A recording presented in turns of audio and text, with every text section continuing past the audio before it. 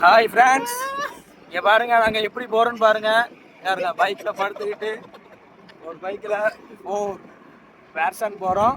டோர்னமெண்ட்டை ஜெயிச்சு வின் பண்ணி காசு 8000 ரூபாய் நம்மளுக்கு வந்திருக்கு. வின் பண்ணி 8000 வந்திருக்கு.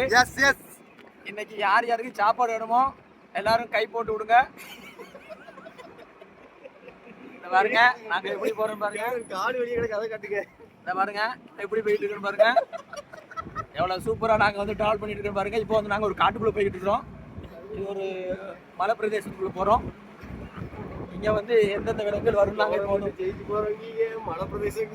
இதை இப்போ நாங்கள் ஒரு